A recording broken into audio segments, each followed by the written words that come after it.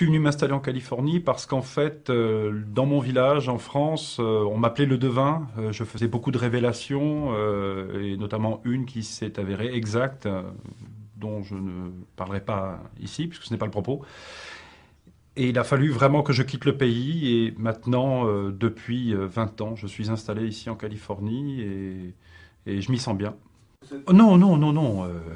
Non, non, là, ce serait vraiment de la science-fiction. Non, non, non, non. Je suis quelqu'un qui travaille avec des images. Donc là, j'ai vu un homme sur la Lune, marcher sur la Lune, arrivant avec une fusée. Voilà. Vous vous rappelez que c'était en 1950, j'avais à peine 10 ans. Donc, on a aussi l'imaginaire de son âge. Donc, une fusée, un homme marchant sur la Lune. Et je disais toujours à mes parents, on va aller sur la Lune en 1969. On va... Alors, ça les faisait rire, évidemment. Ils étaient à la fois touchés, je pense, mais ça les faisait rire.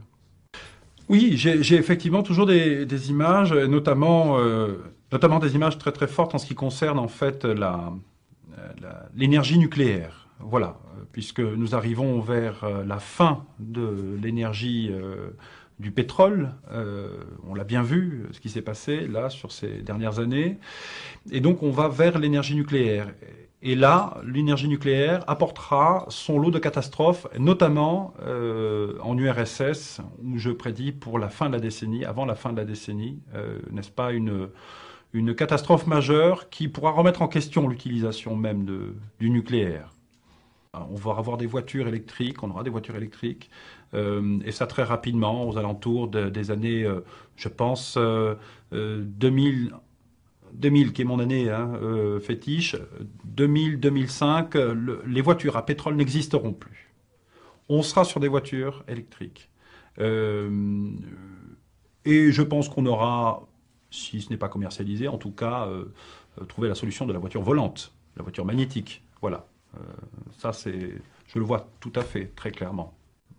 C'est relativement flou. Mais en tout cas, ce qui est certain, c'est que dans la première décennie qui suivra l'an 2000, l'Amérique sera attaquée.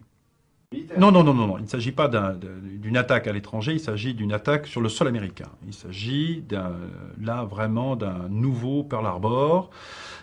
C'est un bombardement. Et je vois des villes comme Los Angeles, notamment New York, se faire bombarder, New York se faire bombarder, et ce, dans la première décennie qui suivra l'an 2000.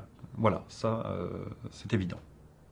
Non, non, non, mais comme je vous disais, le bloc de l'Est, dans 10 ans, n'existera quasiment plus. Donc on peut imaginer qu'à l'aube de l'an 2000, non seulement ils seront nos alliés, mais en plus de ça, on ne parlera plus, enfin, je veux dire, on ne parlera plus de bloc soviétique.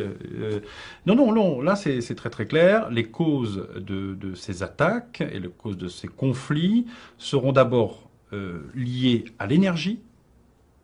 Ça c'est évident. L'énergie, le pétrole, la guerre du pétrole va rentrer bientôt en action et dans pas longtemps. Et deuxièmement, des problèmes, une guerre de religion. On revient sur des guerres de religion. Oui, un changement qui sera une révolution populaire, puisque le peuple américain élira entre 2005 et 2012. C'est très clair là encore, un noir à la tête du pays le plus puissant du monde. Un noir sera l'homme le plus puissant du monde. Et ce sera amené par un élan populaire, vraiment. Les gens seront derrière cet homme qui sera accueilli probablement, non pas comme un messie, mais en tout cas comme un sauveur. L'esprit d'un changement pour une Amérique qui aura souffert, je pense. Le monde dans 100 ans. Alors c'est à la fois un fantasme pour moi, ça m'amuse beaucoup, j'essaie toujours d'imaginer, mais le problème c'est que je ne vois rien pour ces années-là, parce que malheureusement, en ce qui me concerne, je ne vois plus rien après 2012. Je ne vois plus rien après 2012, je n'ai pas de flash, je n'ai pas d'image après 2012, parce que ce n'est pas pour rien si je n'ai pas d'image après 2012, alors que c'est quelque chose que j'ai depuis tout petit. C'est soit effectivement ma propre mort, ce qui est probable, je n'exclus pas, je ne l'espère pas. Soit,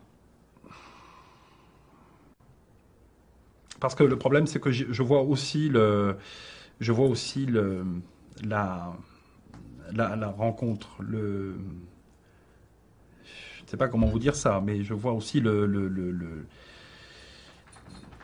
on va probablement rencontrer d'autres personnes. Oui, de rencontres, de rencontres extraterrestres. Voilà, le mot est lancé. Et en même temps, si vous êtes là, c'est pour qu'on puisse en parler. 2012, pour moi, c'est l'année de la rencontre. Je ne sais pas s'il faut vraiment parler de formidable. Le problème, c'est que je pense qu'ils seront tellement en avance sur nous. Vous imaginez, ils viennent du fin fond de la galaxie. Pour l'instant, nous, on était sur la Lune. Mais heureuse, non, mais c'est un conflit. Vous écoutez ce que je dis. On va avoir la visite de gens qui seront bien plus puissants que nous. Il y a des perdants et des gagnants dans un conflit. Nous serons les perdants.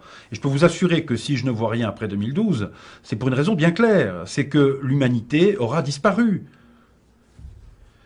Bon, mais on va arrêter là.